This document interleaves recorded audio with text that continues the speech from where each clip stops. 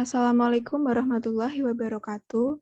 Kami dari kelompok 4 akan mempresentasikan hasil musyawarah kami mengenai materi sebelumnya, yaitu review jurnal mengenai keamanan pada e-commerce, di mana pada materi kali ini kami akan mempelajari betapa pentingnya keamanan dan kerahasiaan data pada e-commerce. Next.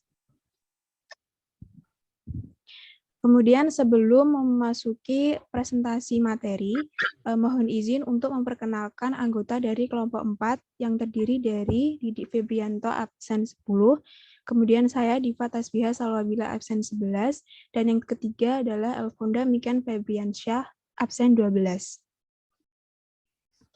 Kemudian untuk jurnal yang telah kami review, yaitu kami mengambil judul jurnal implementasi algoritma AES untuk pengamanan login dan data customer pada e-commerce yang berbasis web, di mana sumbernya sudah tertera pada PowerPoint kami. Next.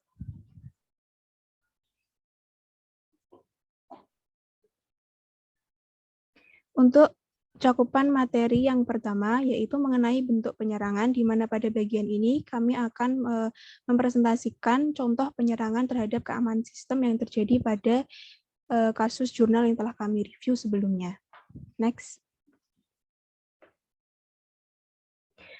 Kemudian untuk bentuk penyerangannya, ilmu teknologi juga sudah mulai diterapkan dalam bidang penjualan dan pemasaran produk secara online, sehingga mempermudah untuk memasarkan produk ke publik.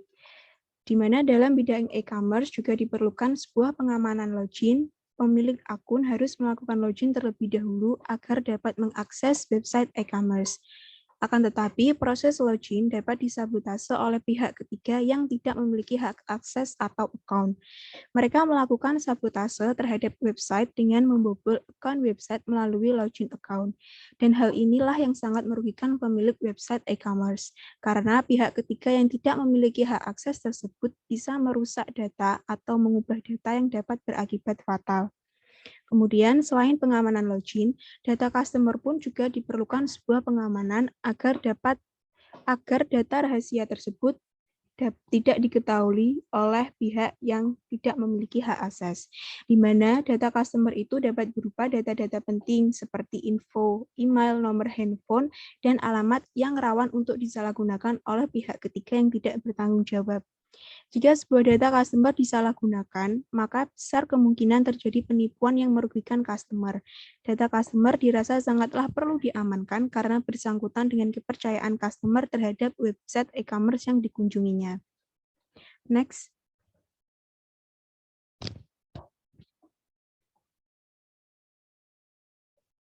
Oleh karena itu, dibutuhkan suatu pengamanan dalam website e-commerce, dalam hal ini pengamanan login dan data customer, agar konsumen tidak merasa kecewa atau terjadi suatu penipuan. Kriptografi sangatlah cocok diterapkan untuk pengamanan dalam bidang e-commerce.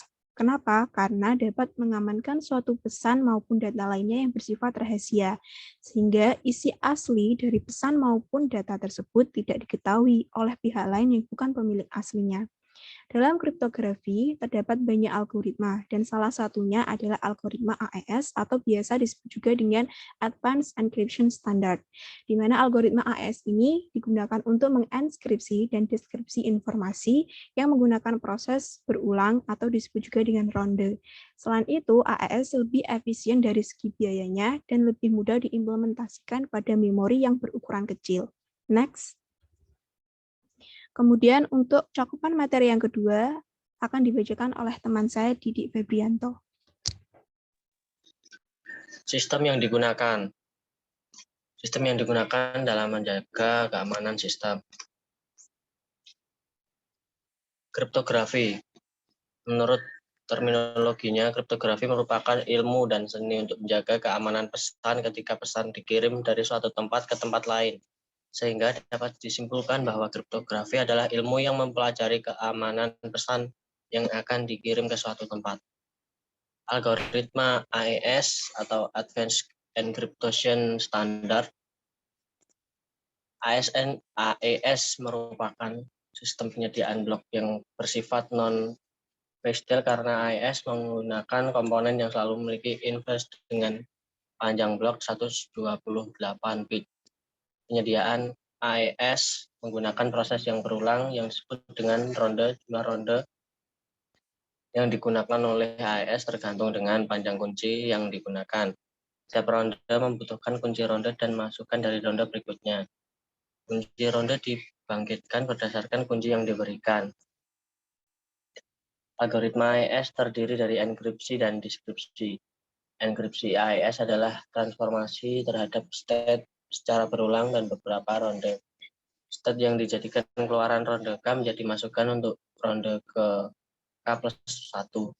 Secara ringkas, algoritma deskripsi AES merupakan kebalikan algoritma enkripsi AES. Algoritma deskripsi AES menggunakan transformasi inverse semua transformasi dasar yang digunakan pada algoritma enkripsi AES.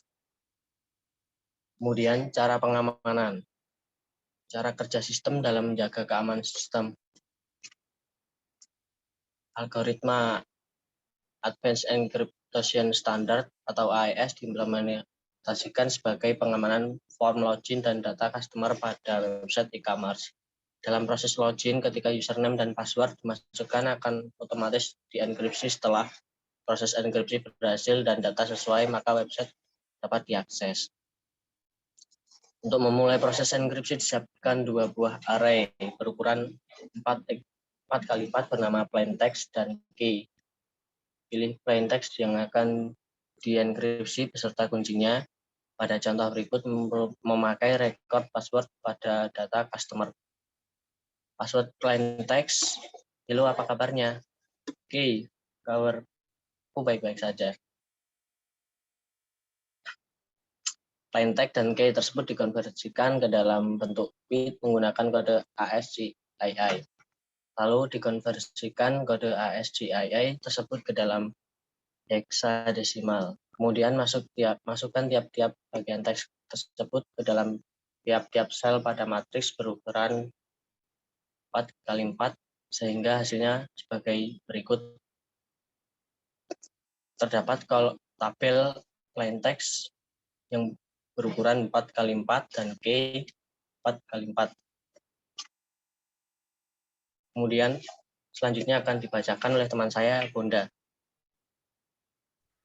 Kemudian selanjutnya, sebelum melakukan langkah selanjutnya terlebih dahulu membuat key schedule yang di XOR-kan dengan nilai yang ada pada tabel RCON, yang hasilnya disebut round key pada di tahapan enkripsi. Setelah mendapat round key 1 min round key 10, maka dilakukan proses sebagai berikut.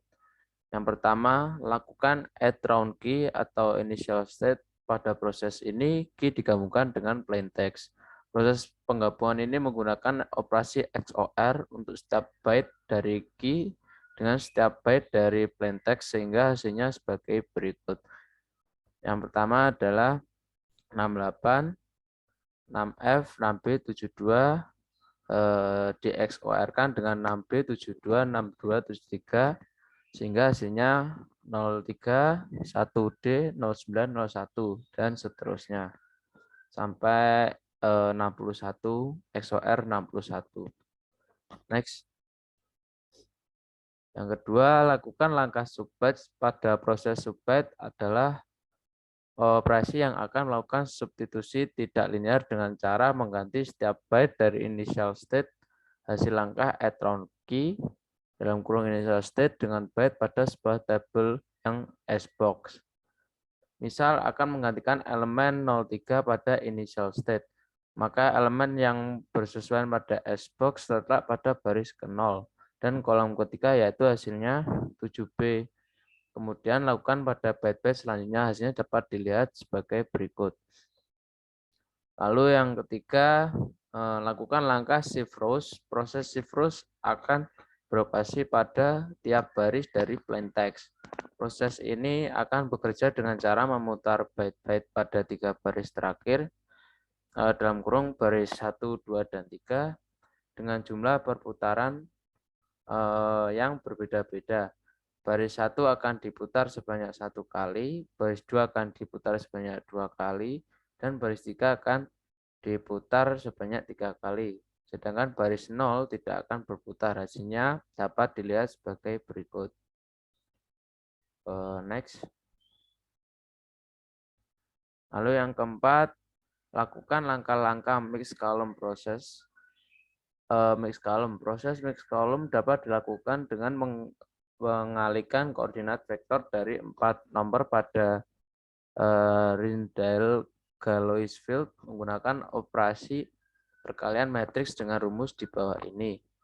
R0 2311 R0 sama dengan 2311 lalu A0 lalu dan seterusnya. Untuk memperoleh nilai R0 rumusnya seperti di bawah ini. R0 sama dengan dalam kurung 02 dikali A0 XOR 03 dikali A1 XOR 01 dikali 02 XOR 01 dikali 03 dan seterusnya. Lalu untuk hasil mixed column-nya terdapat pada tabel 4. Next. Lalu selanjutnya adalah lakukan yang kelima adalah lakukan langkah add round key dalam kurung round 1 pada proses ini key digabungkan dengan plain text hasil dari perhitungan mixed column. Untuk proses penggabungannya sama seperti pada langkah 4 sebagai berikut. Contoh 1B DXOR 1B 5C C9 3D DXOR dengan 85 F7 95 E6 maka akan menghasilkan 9E AB lalu 5C lalu DB dan seterusnya. Yang selanjutnya adalah chip vertex yang dihasilkan dari langkah-langkah enkripsi algoritma AES dapat dilihat sebagai berikut. Lalu setelah hasil enkripsi diperoleh, maka selanjutnya hasil tersebut dikonversikan kembali ke dalam bentuk teks berdasarkan tabel ASCII. Hasil konversinya dapat dilihat sebagai berikut. Maka hasil dari chip vertex yang dikonversikan ke teks dalam bilangan ASCII adalah sebagai berikut. Lanjut. Mungkin sekian untuk presentasi kami. Apabila ada kurang lebihnya mohon maaf. Sekian dari kelompok saya. Wassalamualaikum warahmatullahi wabarakatuh.